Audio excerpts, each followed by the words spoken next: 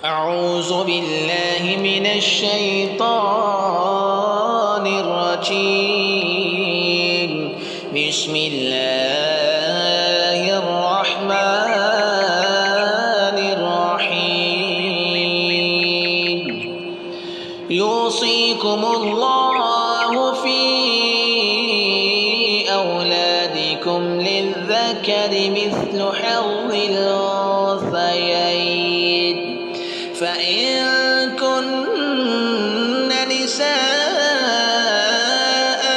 فوق اثنتين فلهن ثلثا ما ترك، وإن كانت واحدة فلها النصف، ولأبويه لكل واحد منهما السدس مما ترك إن كان له ولد، فإن لم يكن له ولد وورثه أبواه فلأمه الثلث، فإن كان له إخوة فلأمه السدس من بعد وصية يوصي بها أو دين.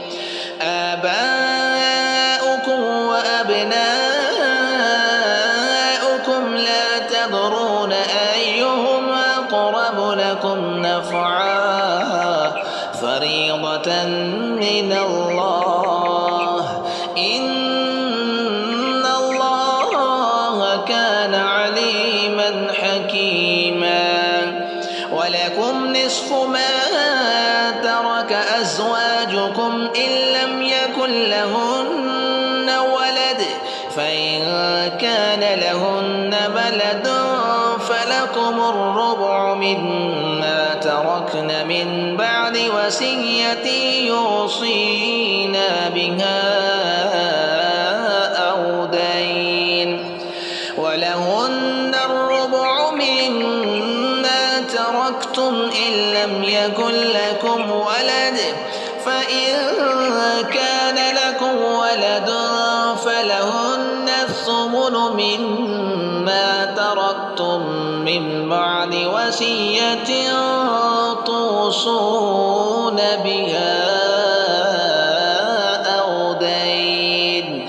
وإن كان رجل يورث كلالة أو امرأة وله أخ أو أخت فلكل واحد منهما السدس، فإن كانوا أكثر من ذلك فهم شركاء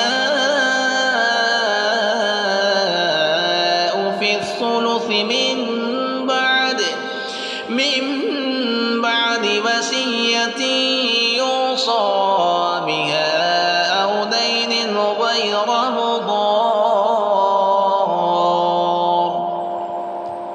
وصية من الله، والله عليم حليم.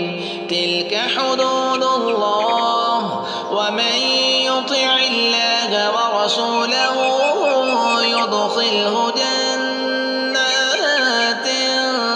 تجري من تحتها الأنهار خالدين فيها، وذلك الفوز العظيم.